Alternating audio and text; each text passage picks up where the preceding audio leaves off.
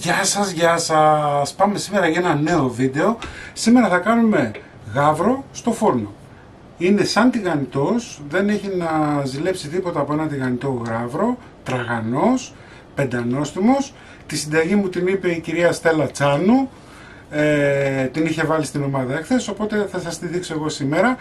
Μην ξεχνάτε να κάνετε κοινοποίησεις στα βίντεό μας, να κάνετε γραφούλα στο κανάλι μας, είναι δωρεάν, να έρθετε στην ομάδα μας Μαγειρικές Απολαύσεις στο Facebook για ό,τι χρειάζεστε. Και τώρα πάμε να σας δείξω τα υλικά και την εκτέλεση.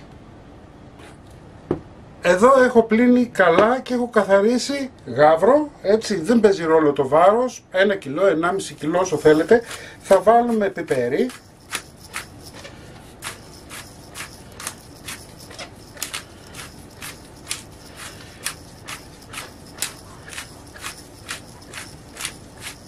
Εάν θέλετε μπορείτε να βάλετε και λίγη ρίγανη.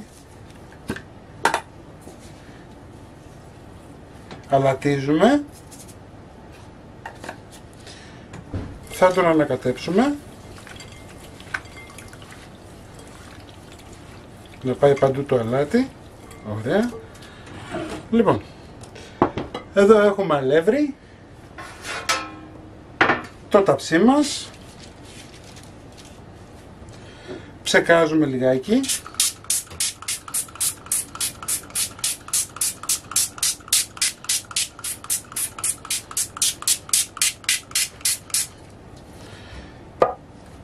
Θα πάρουμε τώρα 2-2 τους γάβρους ή 3-3, όπως κάνουμε δηλαδή και με το τηγάνι. Θα τους βάλουμε στο αλεύρι.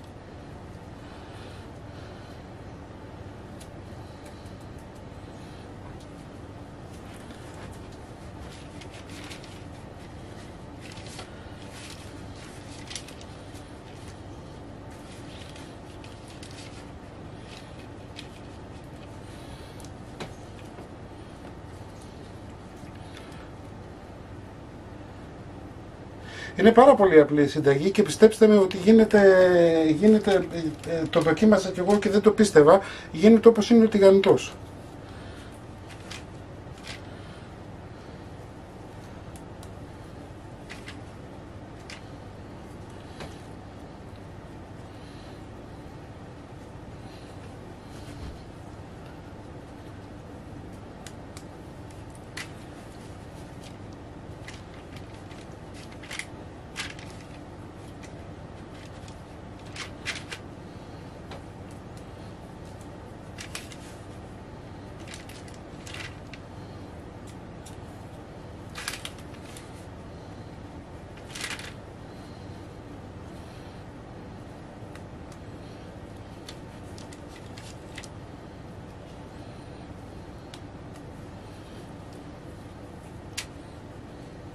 Εφόσον τους έχουμε βάλει στο ταψί αλευρωμένους, πάμε να ψεκάσουμε.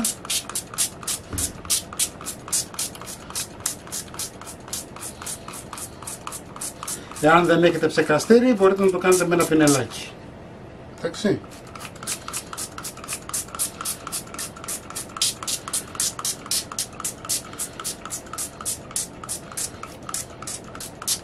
Με ελαιόλαδο ψεκάζουμε.